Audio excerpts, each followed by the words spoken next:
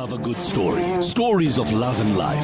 Stories that entertain and inspire. And the best stories are the ones that happen to be true.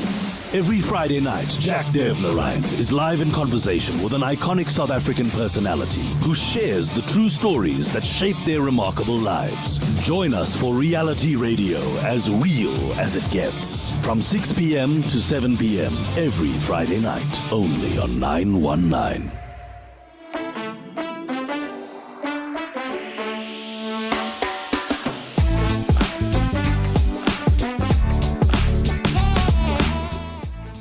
Hey everybody, happy Friday. You're listening to 919. My name is Jack Devnarain and this is Reality Radio. It's as real as it gets on a Friday night where we have a guest live in studio to tell us the incredible stories that shaped their remarkable lives. Tonight, my very good friend, travel blogger, broadcaster, writer, photographer, adventurer, David Batzofin. Welcome to studio. Jack, thanks very much for inviting me. It's amazing what AI can do nowadays, isn't it? AI I'm not created even this. here. I'm not here. So where in the world are you? I'd love to tell you, but I can't. He's coming to us from a secret location. From a secret location, yes. Somewhere in Morocco. I know that's one of your favorite destinations. It was one of my favorites. We've just come back, hence it being fresh in my mind. Yeah, fair enough. And now, of all your travels, and I know you've traveled extensively, which was the country that had the greatest surprise for you? Interesting question. Greatest surprise, I suppose, would be Morocco, because I went in with no preconceived ideas. Right. I do very little. Considering I'm a travel writer, you would think that I would do some research, Of but course. no, I don't. I get on a plane. Normally, the overseas trips are normally with my wife. We get on a plane, and I say, "Where are we going?" And she tells me, and then we either have fun or we don't. So Morocco was a huge eye opener because of the history of the country.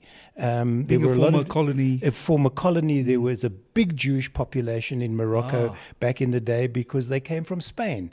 They were running away from the Spanish Inquisition. So there's still synagogues that you can visit there, which is most unusual. And I like the people. For 11 days, I was Alibaba because of the beard. In the beginning, I was a bit embarrassed by it until it came to barter time. And then I'd go, okay, so what's the Alibaba price? But it was wonderful. It really and truly was. And it's left me with a lot of questions and the want to go back again and not to wait. We're already looking at an itinerary for next year.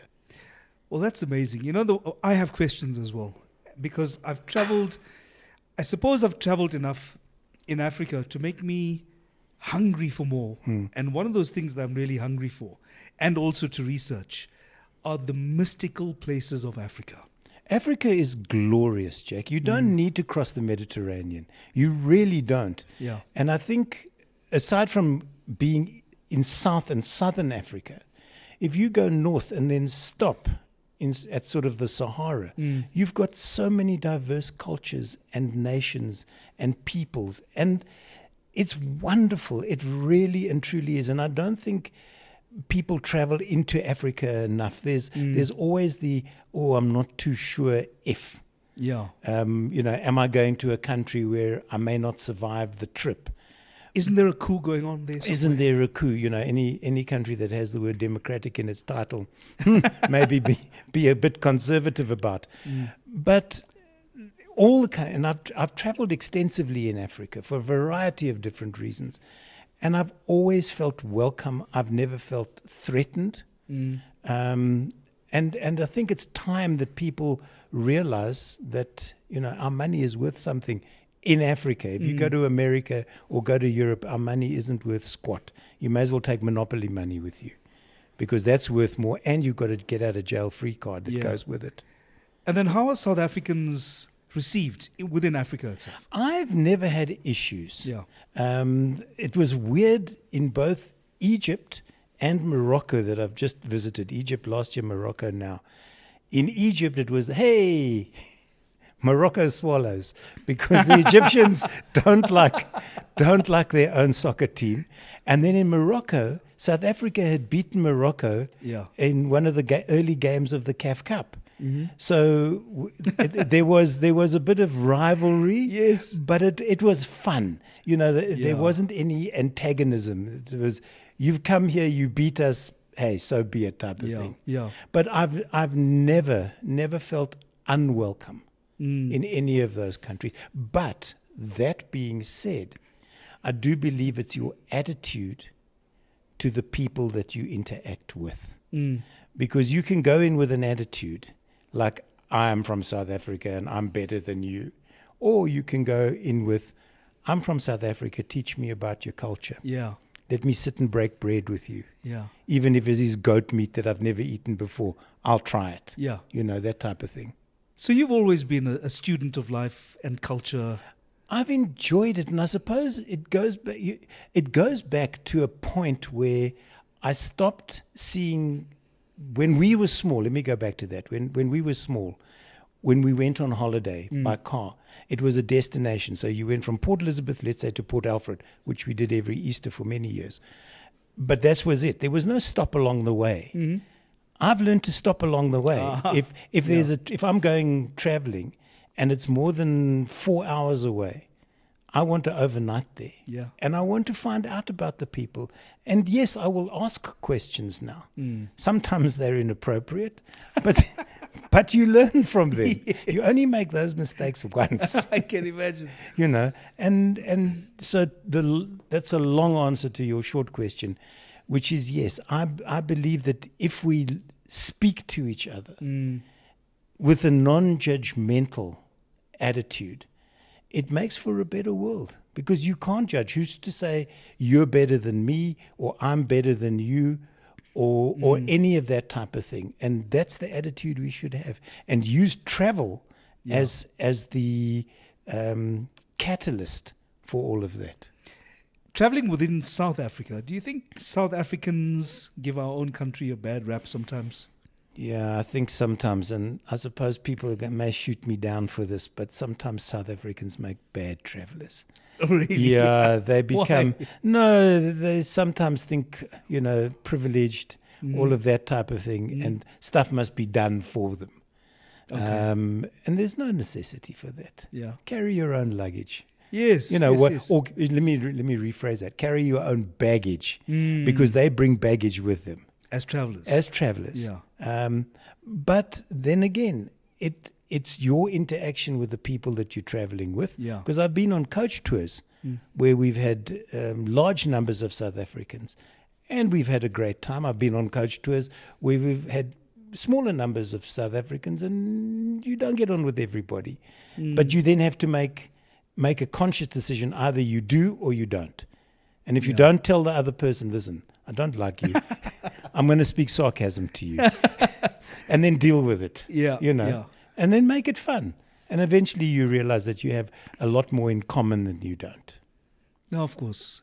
And I suppose when travel becomes the common language, though, you focus less on what's going on between people and more about what's going on around you, aren't you? Well, this is it. I mean, 5 years ago, I think it was, COVID messes with your head when it comes to that sort of timeline. But my wife had organized that we were in Dubrovnik for my birthday. Oh. Now, I'm a Game of Throner. So we had my birthday lunch was at the harbor that they used in season 1 and season 2 of Game of Thrones. Okay. But then I have to, at the expense of my wife, bless her, if you're watching, I'm sorry in advance for this story. I wanted a T-shirt, but the Game of Thrones T-shirts were expensive. 600 Rand for a T-shirt. I wasn't prepared, and my wife dragged me from shop to shop. Until you found them. No, and eventually I said, you know what? I'm not interested. We're going to the bus. We're going back to the hotel. I've had enough. There was a shop opposite the hotel, opposite the bus stop. She says, one more. Vanishes into the shop, comes out with a T-shirt. She goes, $150. I told you I'd find one. You see, the man who went all the way and who nearly didn't get the T-shirt. It's Reality Radio. It's David Batzofin talking to me, Jack Devnarain. We're taking a short break and we'll be back. Reality radio, as real as it gets. Only on 919. 919 has signed a code of conduct that is enforced by the Broadcasting Complaints Commission of South Africa. Under the code, we are committed to giving news that is accurate, comment that is fair, programming that is not harmful to children and that does not amount to hate speech or the description of gratuitous violence or explicit sex. If you think we're not living up to that code, you can inform the BCCSA. Direct any complaints in writing to the Broadcasting Complaints Commission of South Africa to PO Box 412365, Craig Hall 2024. Or email the BCCSA at napsa.co.za. For more information, visit the bccsa.co.za. We all love a good story. Stories of love and life. Stories that entertain and inspire. And the best stories are the ones that happen to be true. Every Friday night, Jack Devnarain is live in conversation with an iconic South African personality who shares the true stories that shape their remarkable lives. Join us for reality radio, as real as it gets. From 6 p.m. to 7 p.m. every Friday night, only on 919.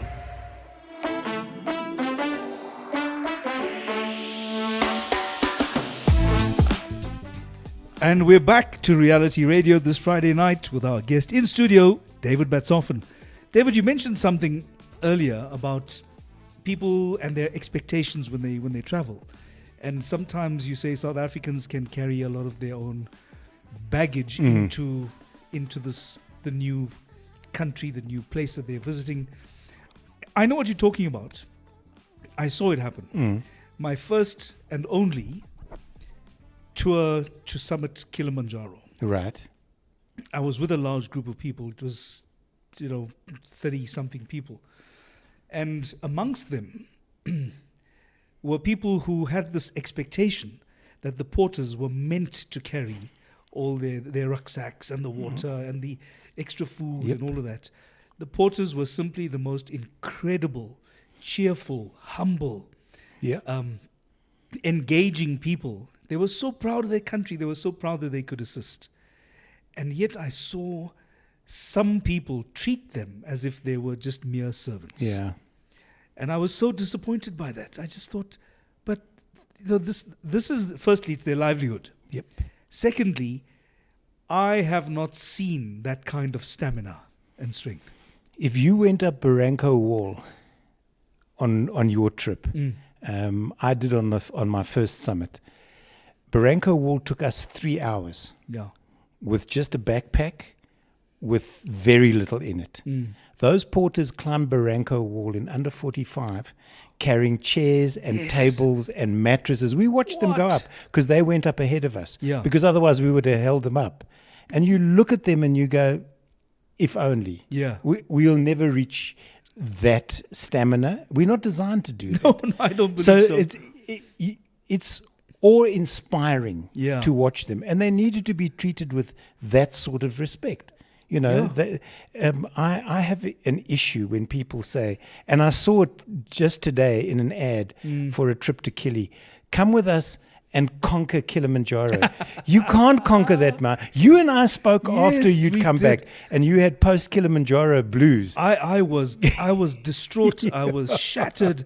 Everything about me, about the way I perceive the world had changes. changed. Yeah. And I always say you can't conquer a mountain. No. A mountain allows you. I think everybody should have a mountain to climb because it teaches you to be humble. Yeah. You come back and racing for that parking spot becomes unimportant. Absolutely. And whether your coffee arrives in 5 minutes or 20 minutes becomes, it doesn't become an issue. Yet we set ourselves those sort of impossible tasks, and we go, I've stood on the top of Uhuru Peak twice, but I've never said, I've conquered you. I've always said thank you when I've touched the sign and said, you allowed me to be here. Now allow me to get down safely. That is such a profoundly different approach to travel and to the mountain as well, because I remember. In fact, I have the beard still. From the time I summited in 2015, I grew a beard then, and I haven't taken it off since. Now, funny, you and I did the same thing. Yeah. This has been around. The first attempt, the first summit was 2004. when I was 53, and my second summit was when I was 61.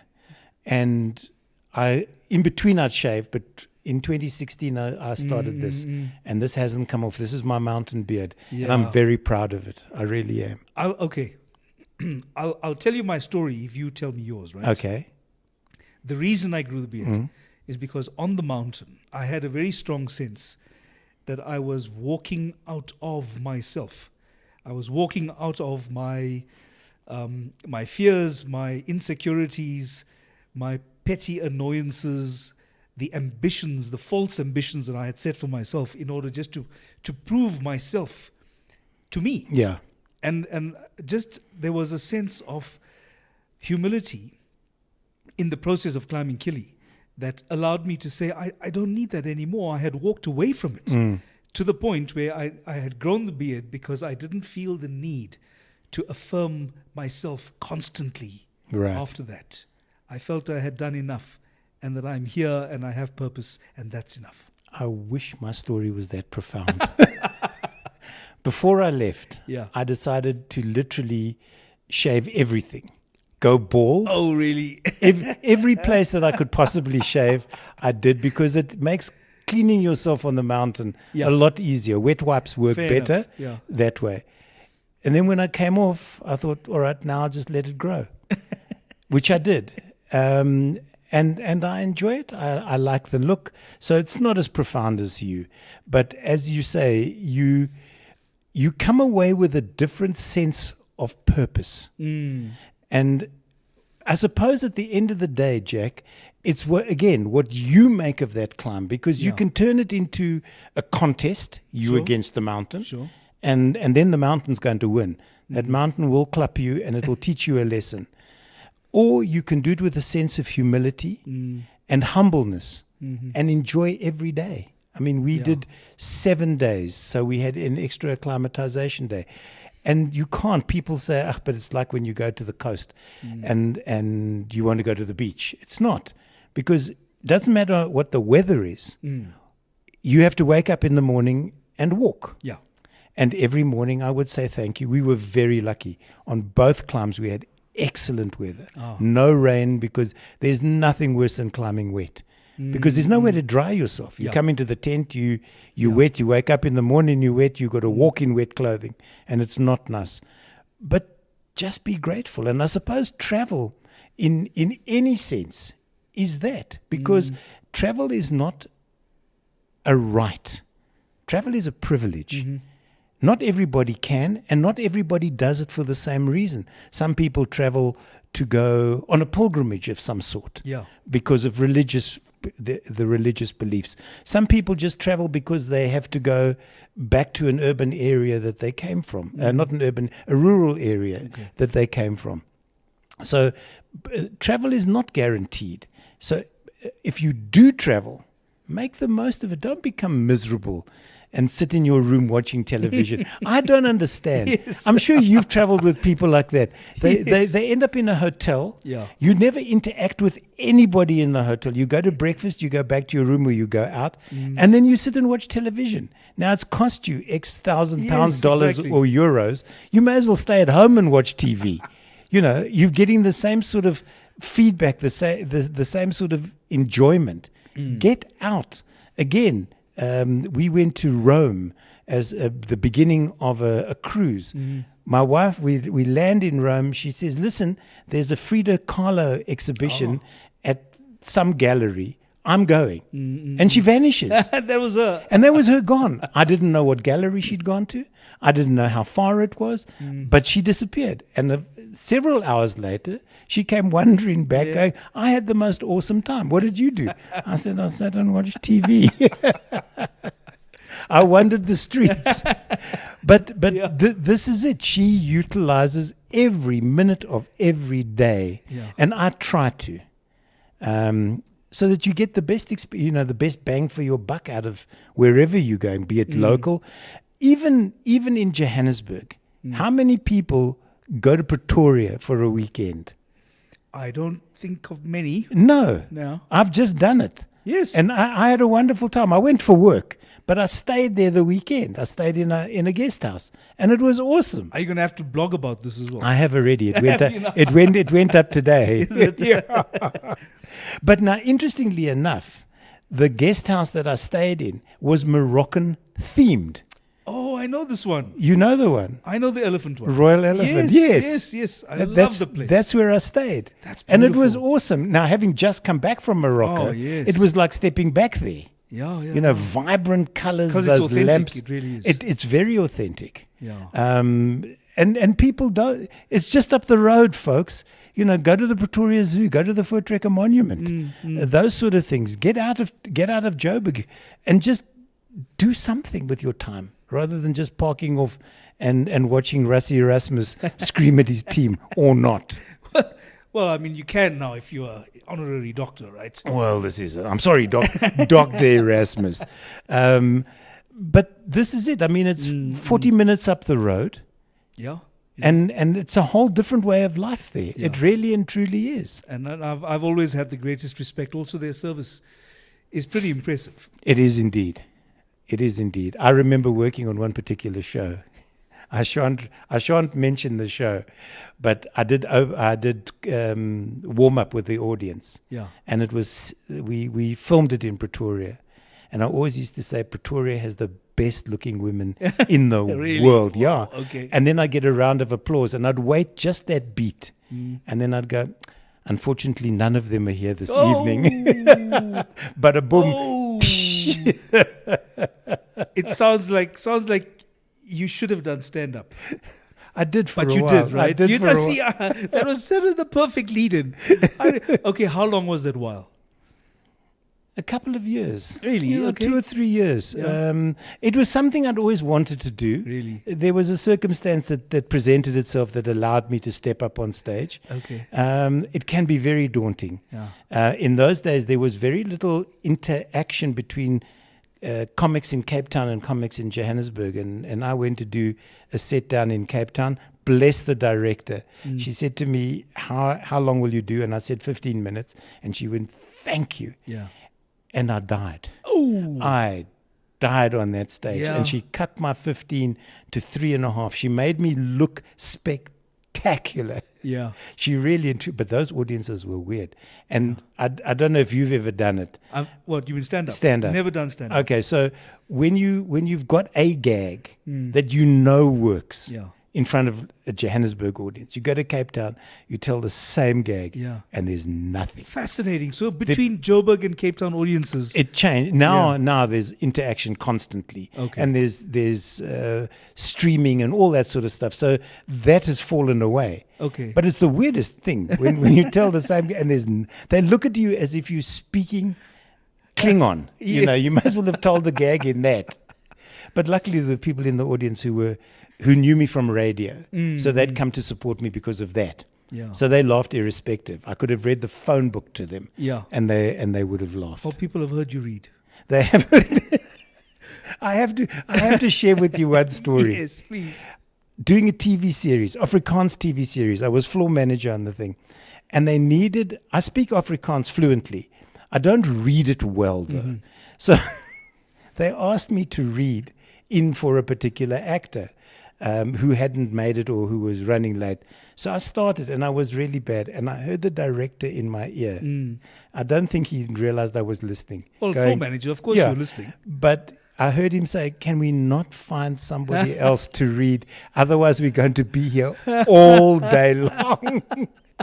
And I said, thank goodness. No, that's fair enough, though. Because, I mean, you had to step in. The Yeah. floor manager has to keep things Well, moving. you know from being an actor But what I'm it's just, like. I'm just reflecting just now on the experience you've had in the media, from radio to even stand-up and television. And there's so much still to talk about. So we're going to take a short break now, David. Sure. We're going to get back to you. It is Reality Radio. You're listening to 919. This is David Batzofin and Jack Devnarain. We're taking a short break, and we'll be back. The Feel Good Drive with Nicole De Silva on 919. A person within this. Being in that space at all, it sort of elevates you to where other people would like to use you. I'm now at a point where I'll say no. So I can see it from a mile away. Someone you don't hear from in forever and always sends you a message. Hey friend! Friend, long time! Oh my gosh, what are you up to? Not even how you, straight into, do you mind doing this for me? Hell no. Hell no. I've had to learn how to say no. And then there's not even friends, there's people that work in the industry that like to take advantage. The Feel Good Drive, 3 to 6 p.m. on 919.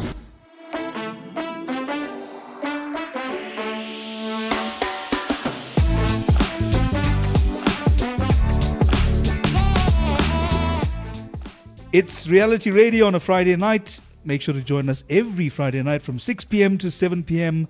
on 919. My name is Jack Devnarain, and we are in conversation tonight. David Batzofin, who's just about to tell us, and I know he is because I'm going to ask him, about, you've done TV as well, but at a certain point, you were a performer, and you performed on stage. Yeah, but badly, Jack. Doesn't matter. I was in Isidingo. As what? Skirk number 2. What on earth is that? Thug number 2. Somebody said to me, is it a recurring role? I said, I don't even have a name. And then I had one line that they gave to thug number 1. I can't believe they did that. Yeah. That is so disrespectful. But they turned me into a stunt person. Oh. But they wouldn't allow me to drive.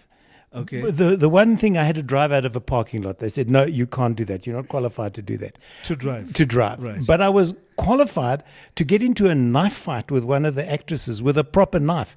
And she got cut. Because neither of us were stunt this happen people. now? In Isidingo. No, yes. And then the other thing was, again, I can't drive out of a car park, but they can throw me through onto a break-up table. Right. And then my earring came out. And I went, stop. I called cut. You called cut, yeah.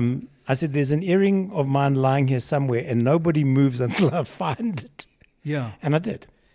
Well, normally they have specialist people to help with that. Well, there was nobody. Nobody? No. Normally they'd have an earring earring wrangler. An earring aid would normally come out and look for it. You know, that's But what now, I don't know if you remember, now that you've triggered me on that, there was a series called Louis Motors. It was directed by Bobby Heaney. Oh, okay. And I was one of the extras. And we had to walk from point A to point B. But there is a book, you as an actor may have read it, it's called The Art of Course Acting. Yes. Okay, Oh, so I we've love all that. read that. Yes. So I said to the young woman who was walking with me, if we walk like this, we're going to be on camera longer. People will notice People us. will notice us. So I start doing that. Yeah. And I hear there was a Tanway system, and I hear Bobby's voice going, David, I'm paying you to walk, not to act. He knows your tricks. But Bobby knows your tricks. But now, and I've got the clip Yeah. to get me back for what I'd done on the floor. Yeah. He froze my face on screen and ran the credits over it. And it's one of those really weird looks that you don't want to be frozen like He that. captured that for a reason. He captured that for a reason, yeah. So what was your journey into live theatre? When my sister and I were very young, we did Shakespeare. We were the ghosts of Banquo's children in a amateur production in Port Elizabeth of Macbeth. Mm-hmm. In either 66 or 67, depending on whether you talk to her or to me. And that kicked off our love of theatre. Our parents were always involved in amateur dramatics. And that began the journey. And then when I qualified as an electrician, because my parents said you've got to have something to fall back on, and then moved to Joburg to go into theatre. It was as simple as that. I knew I wanted to. Yeah. Working at the old His Majesty's, which is now a Clicks. Okay. In Commissioner Street. They bought the building. Okay. And I refused to go back into the building.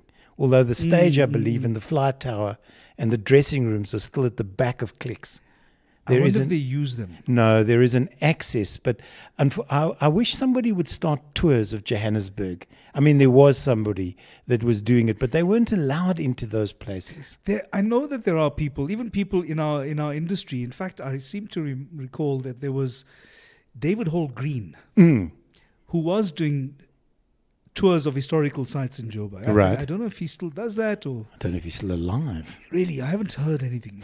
We shouldn't have started this conversation. Why did you start it then? David, if you're alive, call us.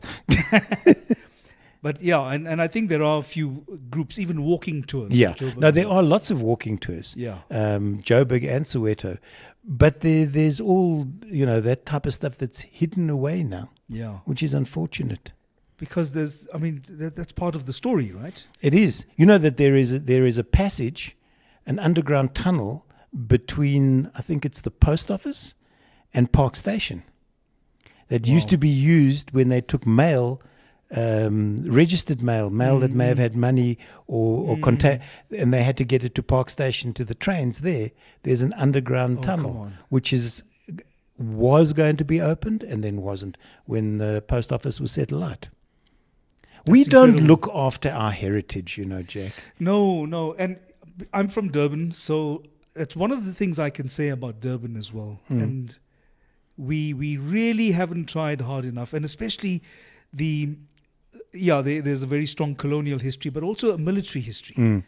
And being, part of the police, I would see flashes of that in Durban because, I spend most of my time on patrol. So you are covering areas and places in Durban that people wouldn't normally get to see. But it's absolutely incredible. It takes you right back into a moment in history that we are actually supposed to record and learn from. Yeah. I regret that we haven't done enough. In Durban, the city of Durban simply hasn't done enough to preserve that. Yeah, Port Elizabeth is the same. There's a Port Elizabeth group on Facebook that I follow because that's where I was born and bred, or born and fled. Right. And it sometimes makes my heart sing when I read things, and other times I want to weep for what PE has become. I never comment. Yeah. Because the problem with we all know with anti-social media is if your opinion doesn't fit in with the other people's, then they ostracize you. But I just read and look. Yeah. And I suppose the long way around all of this is years ago I worked with Peter Dirk Ace. And he said to me, tell me your story, much like you've asked me to do with you this evening. And I told him, I told him the fact that my parents wanted me to have a job to fall back on by being an electrician, which has stood me in good stead. All right, I'm not going to knock that. And he looked at me for the longest while and he said to me, why did you have to have a job to fall back on? Why can't you have a job to fall forward into? And that hit a light switch in my brain. And I went home and I said to my wife, I'm no longer electricianing. I want to be a writer. I want to be a travel writer. And that's what I'm going to do. I don't care what my bank manager says. He'll have to live with it. And that's what flipped the switch. And it was all thanks to Peter. It's so incredibly affirming, though, when you can reduce all those thoughts and those ambitions and those desires into a single line. Yep. It was exactly that. Yeah. And I'd always wanted to be that. I don't think I realized it until, again, Kate Turkington. She and I worked together at a community radio station, and then she was looking for writers. And I got hold of her and I said, I can write. She says, I know you can talk, but can you write? And I wrote her an audition piece about a meal that I'd had at a restaurant. Yeah. And she phoned me. She said, your bag's packed. You leave tomorrow. And it was called, the hotel was called Utopia or something like that in Boomspruit. It was my first foray into travel writing for a magazine that her and her late husband ran, one of the in-flight magazines. Did you have to pay for the meal yourself? No, the meal I had actually paid for. It was in the days before I could say I'm a writer and we'll do a barter here. Well, that's your audition piece. That'll cost you. Yeah. No. They didn't know about it. I'd already been and gone. And I just said, listen, I've got this and I can utilize it. Sure. And that was the beginning of what has become this wonderful journey over the past almost 20 years. And are there travel writers that you follow because of the way they perceive things, the way they experience a new country, a new region? Can I be honest? Please. No. Okay. The only one I do like is Bill Bryson. Oh, One day, when I'm a big people, I hope to be able to write books like him, because he just has a way with words that you know, it's like some food writers. Yeah. They mention something and you want to go out and find it. Yeah. Or you'll open a recipe book and the picture will just leap off the page because the photographer has captured the essence.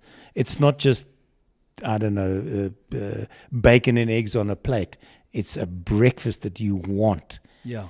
And it's that type of thing. So Bill does it for me.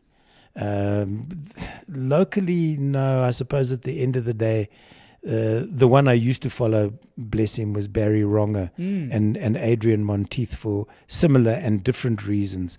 And then it's also, of course, Tom Eaton in Cape Town. Yes. And what's the guy out of Durban? Oh, good grief, he's going to kill me. Not William. William likes to write. And Tom also, amazingly, Yeah. Tom used to write for Isidingo as well. Did he? Yeah. Okay. Imagine that. Imagine that. I can't think of Ben Travato. Ben Travato. Yes. Yes, we know Ben Travato. I mean, his stuff is just, you've got to have the time and you've got to have the patience to read it because it's long. Well, he's wicked. And he's beyond wicked. He's the type of writer that you want him to write stuff about you. Yes. So that you can say, look, I've cracked this. When Yeah. Ben writes about me, I know I've made it. Yeah. End of story. Yeah, no, but I think you've got a nice lineup of authors and scribes who capture, you know, whether it's a meal or a trip or something Yeah. quite well. I think because there's so much we learn from other writers also. Yeah. Look, good, bad, or indifferent, you have to learn something. Sally Andrew, who wrote the Tani Mari murder mysteries, when one of her books has just been made into a TV series, and I'm about to interview her at a panel discussion in the not too distant future.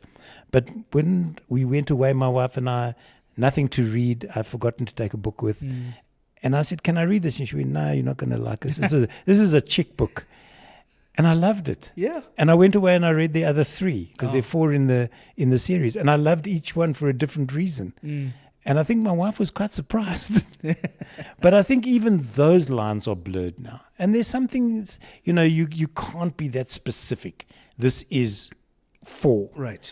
Because we as men can learn from women can learn from men, and all the other various genders in between can learn from each other at the end of the day. And doesn't that go back to the point you were making earlier about just not being judgmental? You can't be judgmental. Who allows you to be judgmental of others? Exactly. Because then when people judge you and you go, "Oh, how can you judge me?" You go, "Well, you've been judgmental all your life." Yes. It's, you know, we can do this. Let's talk about you trying to be a big people. I don't want to be a big people. Somebody said to me, "Are you in your second childhood?" I said, "I haven't left my first one yet." It comes back to this. Oh. You You know- know what? We're going to come back to that. Okay. And I'm going to, well, you can spell it out for the audience. Okay. Because right now, we're going to take a short break. It's reality radio. It is the small people in the form of David Batzofin. And our conversation will pick up. And we're going to go back to DLTOMI and see what that's all about after the break. 919 has signed a code of conduct that is enforced by the Broadcasting Complaints Commission of South Africa. Under the code, we are committed to giving news that is accurate, comment that is fair, programming that is not harmful to children and that does not amount to hate speech, or the description of gratuitous violence or explicit sex. If you think we're not living up to that code, you can inform the BCCSA. Direct any complaints in writing to the Broadcasting Complaints Commission of South Africa to PO Box 412365, Craig Hall 2024, or email the BCCSA at napsa.co.za. For more information, visit the bccsa.co.za. We all love a good story. Stories of love and life. Stories that entertain and inspire. And the best stories are the ones that happen to be true. Every Friday night, Jack Devnarain is live in conversation with an iconic South African personality who shares the true stories that shape their remarkable lives. Join us for reality radio as real as it gets. From 6 p.m. to 7 p.m. every Friday night, only on 919.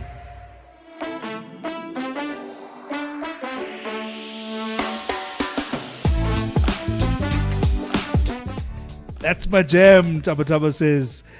It's reality radio on a Friday night from 6 to 7 p.m. Tonight, absolutely enthralled to be in conversation with David Batzofin, who's going to explain to us, as he promised earlier, the tattoo that you have. And that's, I can see that's one of several tattoos that you have on your arm. Yeah. You've got some really painful looking ones. It They're looks not like barbed wire. Well, the barbed wire is for a reason. Okay. Because you were talking about your beard. Right. And what it represented. That's what the barbed wire represents. Because if you can see there, I don't know if the camera can pick it up, there's one barb that's run away. Yes. And that is me breaking free from where I was a year ago. Just a year ago? Yeah, for a variety of different reasons, mainly good ones. Yeah. So that's what that represents. And then 4 or 5 weeks ago, there was a country singer called Toby Keith who died from stomach cancer. Oh. And I'm a country music specialist, and I really liked his music. And he interviewed Clint Eastwood when Eastwood was 90. He's coming up to 93 or 94 now. Mm-hmm. But at 90, he said to him, how do you keep going? You're acting, you're directing, you're wearing your pants up here. Yeah. I don't know what it is with older men. Please, please, please let me not wear my pants up here at 90. But anyway, how do you do it? And Clint Eastwood said, you don't let the old man in. And that's what that tattoo stands for. But I didn't want to do the whole writing because I don't have enough arm space. So I just did DLTOMI. So I know what it means. Don't let the old man in. And as long as we can do that, or the old woman for that matter, or the old whatever, fill a gender in here, and I'm not being facetious or judgmental, that's what we need to do, because there's a line in the song that Toby Keith wrote, and you and I spoke about it just before we came on air, and the line is roughly, and I'm sort of paraphrasing, how old do you think you would be if you didn't know the date you were born? And it is so profound. That is beautiful. It really and truly is, because we base our lives on a number. You're 10, you're 12, you're 21, and it's important numbers. 13 if you're Jewish, 18, 16 when you can get a license, 21. Who invented 21? And then all the decades, 40, 50, 60, 70. You know, why? Why not 73 or 26? Yeah. You know, it's like, I was thinking this morning, I don't know about you, I sometimes, things that keep me awake at night, who made bacon and eggs a breakfast meal? I don't know, but it was a great idea. No, but why can't it be lunch? Or supper for that matter? No, absolutely. And why is ice cream a dessert and you have to eat it at the end of the meal? Why can't you start with ice cream and work backwards? You haven't met my kids yet. Yeah. But I mean, that's right. Those are the assumptions that structure our lives. Yeah, and we just assumptions. Yeah, and we just keep those assumptions going. Yeah. And at the end of the day, why can't we break the mold? There's an old joke about a woman who'd wondered why she'd been taught to break the legs of a chicken before she cooked it. And she said to her mom, you know, why did we do this? And she said, no, you must ask your gran. And she thought there was going to be some huge answer. And she said to her gran, why do I do this? And the granny said, just because I didn't have a big enough pot when I learned to cook. And that's all it is. Yes. And those things are carried forward and they become traditions or they become assumptions. Yeah. And we don't break them. Some of them are beautiful and incredible, because for some reason over the last few months, I've been attending a lot of Indian weddings. Some of them I'm MC, and some of them, you know, it's because I've been invited. And some of those... You mean even the MC ones, you weren't invited, you just rocked up and said, I'll speak. If you feed me, I'll speak. I do that a lot. It's a successful business model. There is a ritual when the groom arrives. Then at the wedding venue, Then the bride's family meets him there, and they do a bit of a prayer, and they do a bit of a cleansing, and they'll, make sure that his feet and his hands and his face and all that are clean, and they'll give him a little symbolic sweetmeat. Right. And then, people take that so seriously, and it's almost as if you cannot even start this wedding ceremony until you've done that. What people forget is that in the times that these things were first practiced, thousands of years ago, this poor groom had to come with his party from hundreds of, he needed to get cleaned up. They needed to wash all the travel dirt off the guy. He was going to faint. They needed to feed him. They needed to wash him, and then he can go and get married. No, I hear what you're saying, but this is we don't know the backstory. That's right. And this comes down to right when we first started this gesels almost an hour ago. Yeah. That we don't know enough about each other. So ask.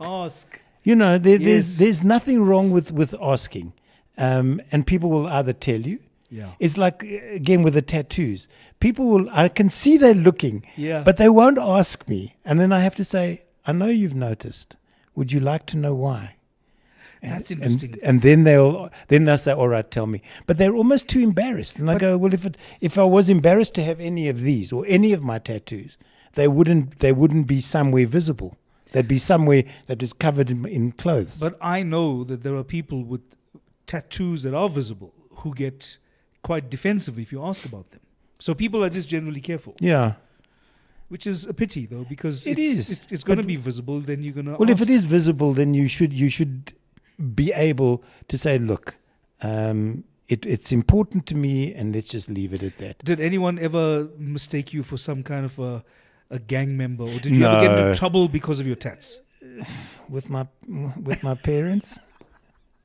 The very first tattoo I got, when I got the earring at 40, believe it or not, 40, I got an earring and my first tattoo. Yeah. And when I phoned home my late dad, I said to him, I've done something with my ear. Yeah. And he said, you've done what with your hair? No, it's too late. And then with the tattoos, my mom, bless her, her first words were, do you know what it's going to cost you to have them removed? And I said, I've waited until I was 40 to put this on. Yeah. I didn't. And every single one tells a story about something or somewhere in my life that is important to me. So I didn't put them on to take them off. Yeah. And yes, I know how much they cost, and it doesn't always work. So the tattoos sometimes take years, between tattoos. Because I need to. The only one that happened very quickly was I saw a pangolin. Taking me 53 years to find one in the wild. Came back to the lodge. My wife had just woken up. It was an early morning thing. And I said, you'll never guess what I saw. And she went, you saw a pangolin? And I said, yes. And she goes, where's the tattoo going? And I said, you got me on that. I'm not sure where, but it's happening. Yeah. And it's on my calf. You got a pangolin tattooed on your calf? Yeah. My tattoo artist at the time had never done a pangolin. He was so excited to do it. But it was important to me. 53 years to waiting to see that thing. Did you get a Kilimanjaro tattoo? No. I mean, not of the mountain, obviously, No, but just something to symbolize. No, there wasn't. Because you see, like your beard, I didn't feel that it was necessary to celebrate it in that way. Yeah.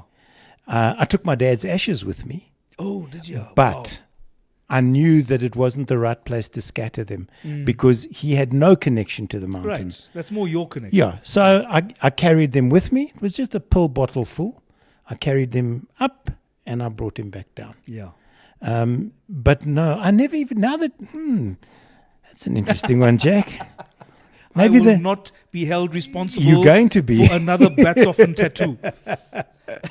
It may well happen. No, I don't think so. As I said, I didn't feel it was necessary. It's up here, and it's in my heart. That's where it'll always be. Right? Always be. They can't take that away from me. So, what would you prefer? A coastal seaside kind of holiday destination, or one with a mountain, or one with a desert? No, bush. Each one has its own bush. Really. Each one has its own pros and cons. Yeah. My wife is a beach person. I'm a bush person, and there's a lot of distance between them. But sometimes we sort of alternate. Yeah. And in fact, next week I go to the bush for a week on a course, and then I come back, and then we go to Cape Town for a week. My wife and I.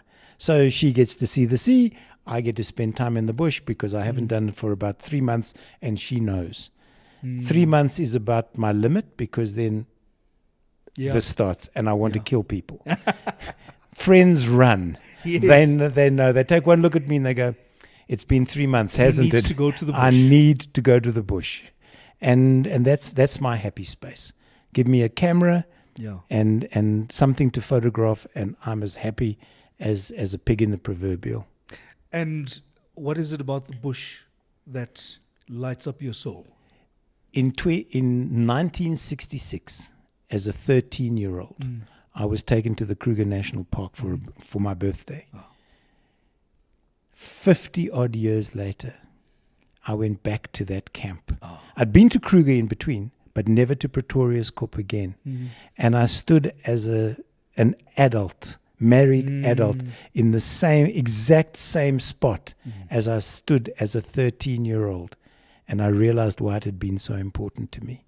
And it just, I don't know, Jack, it's just there. There is no judgment with the animals. They're there or they're not. You can make of it what you wish. You can become immersed in it or not. And for me, just to spend time listening, watching, and learning from nature, because we believe, totally incorrectly, that we're the top of the food chain. And we couldn't be more wrong if we tried. You put us, forget Survivor and those TV shows, which are all rigged one way or another. You put a human being in the bush for any length of time with nothing except find your own food and water, and he's going to be dead in probably 2 days. You do that with an animal. I'm not saying you can't put an animal in an urban environment because it will kill somebody to eat. It's as simple as that. Yet they will thrive and survive in the worst of conditions. And sometimes, maybe just sometimes, if we took a leaf out of their page and worked together with rather than against this planet we call home, that we are so intent on messing up. I hear horror stories about urban people driving through Kruger National and not observing the speed limits, and in fact not getting what that experience then is why about. go? You know, it's like Welcome. You may as well drive around the middle of Welcome. Have you come across that where people just didn't exercise the patience? They've got no patience. They've got no respect for other people. They've got no respect for the animals. And then when they hit something, or when an elephant sits on their car, then the first thing they want to have happen is that animal to be shot. Right. Because it attacked them. No, it didn't attack them. You got in its space. You know, sharks are good at that. You swim in the ocean and there's any very possible that the shark is going to eat you because you're in his space without so much as a by your leave. And it's the same with animals. So just, I suppose if I could take anything away from you and I today, it's just be respectful. End of story. You respect others, they will respect you. Are you a foodie? Do you cook? Do takeaways count? I make the best pizza in London. I love that. I'm a foodie to the extent that I'm an eater. No, you know, when you going to a lodge or something like that, and they say dietary requirements, and I normally just put food. That's it. What more? My diet consists of food. What more do you need? No, absolutely. Thank you for asking, but.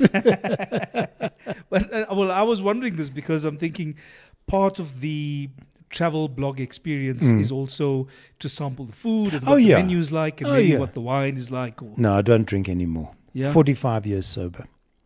But the food, yes, please. I will eat anything that had a face attached or parents. But as long as it doesn't peer at me, like fish in Vietnam, they put whole fish standing up on a plate, peering at you. No, not what I'm after. So you say you're going to be in the bush in the next few weeks. Next week. for 4 days All right. on a course. And then, you got a course going there. Are you running the course? Or No, you I'm helping out, Ah. teaching prospective game rangers Yeah. how to write. So the exercise is going to be in vocabulary and in phrasing. Correct. That's amazing. Yeah, write to a picture. Tell me a story. Yeah. And part of that will be photography as well. Yep. And how good are you on social media? Anti-social media? That Need I says it say all. more? That says it all. We haven't even got to the 25 years on radio. I know. David, You'll all have to have it. I'll invite myself back somewhere down the line. We will have episode 2. But this has been Reality Radio for this Friday night with me, Jack Devnarain, David Batzofin.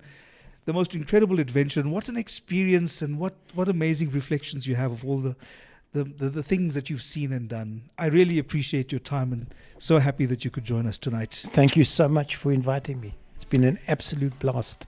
It's been very special. I hope you guys have enjoyed. Watch Jack next week when I was he'll gonna try and say that. interview somebody else. I was going to say that. Yeah. But please, every Friday night from 6 p.m. to 7 p.m., it's Reality Radio on 919. Have a great weekend.